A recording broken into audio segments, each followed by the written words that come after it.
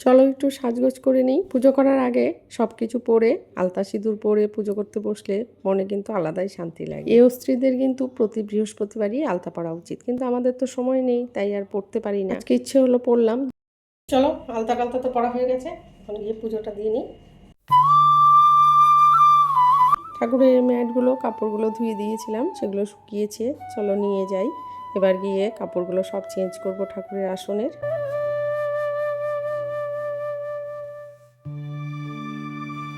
বৃহস্পতিবারে কিন্তু পুজোর জোগাড় করতেই অনেকটা সময় চলে যায়।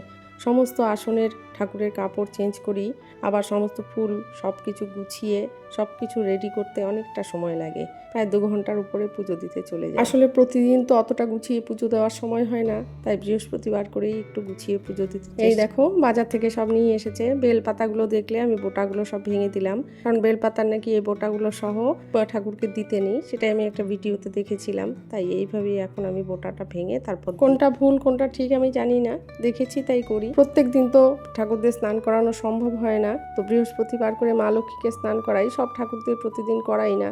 তো দেখো, এত গরম পড়েছে, দেখে মনে হচ্ছে আজকে একটু সব ঠাকুরদের একটু স্নান করাই। তার জন্য দুধ ছিল, কিন্তু দুধ দিয়ে আর করাইনি। গঙ্গা জল, অগরু, গোলাপ জল আর চন্দন আর দিয়েছি ফুল দিয়ে, ওটা দিয়েই আমি অভিষেক করিয়ে নিচ্ছি সব ঠাকুরদের একে একে। আর মা লক্ষ্মীর মুখটা তো আমি চন্দন দিয়ে পরিষ্কার করি সব সময়, সিঁদুর লেগে থাকে যেহেতু। সব ঠাকুরদের অভিষেক করাতে খুব ভালো লাগে, কিন্তু অনেকটা সময় লেগে যায়। এই দেখো, মা লক্ষ্মীকে আজকে এইভাবে সাজিয়েছি, কি ভালো লাগছে না? চলো বাকি ঠাকুরদেরও একে একে অভিষেক করিয়ে নিই। আসলে আমার ক্যামেরাটা যেখান থেকে রাখা, সেখান থেকে ভিডিওটা ঠিক উল্টো দিকে হয়, তার জন্যই দেখতে অসুবিধা হয় হয়তো, কিন্তু কিছু করার নেই। আমার উল্টো দিকটায় ক্যামেরা রাখার কোনো জায়গা নেই, তাই আমার এদিকটাই রাখতে হয়। তো অনেক দিন পর আজকে জগন্নাথজিদেরও স্নান করিয়ে নিলাম, ড্রেস চেঞ্জ করে নিলাম।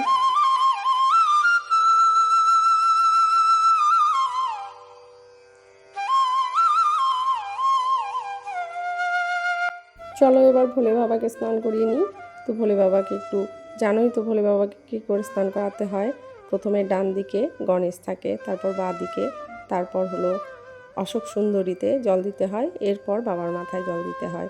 তো আমি সেইভাবেই প্রত্যেক দিন করার চেষ্টা করি। তো দেখো, আমি বাবাকেও স্নান টান করিয়ে বসিয়ে দিয়েছি। বৃহস্পতিবার যেহেতু লক্ষ্মীর ঘট তো পাততেই হবে, তো লক্ষ্মীর ঘরটাও পেতে নিলাম। আর ঘটের মন্ত্র তো আমি আগের ভিডিওতে বলেছিলাম, ঘট পাতার সময় কোন মন্ত্রটা বলতে হয় সেটা তোমরা আমার ওই ভিডিওতে দেখে নিতে পারো। তো এই দেখো, আমি ঠাকুরকে একটু সিঁদুরও পরিয়ে দিচ্ছি। এরপর আমি সমস্ত পুজোটা মন্ত্রপাঠ করে যেভাবে করেছি, এখন একটু আরতি করে নিচ্ছি, কারণ পুজো পুরোটা দেখানো সম্ভব না, সেটা আমার একান্ত ব্যক্তিগত পুজো, তার জন্য আমি কাউকে দেখাই না। তো এই দেখো, আজকের দর্শন, আমার ঠাকুরদের দর্শন করে নাও। তো আজকের ভিডিওটা এই পর্যন্তই। কেমন লাগলো জানিও, ভালো লাগলে লাইক করো।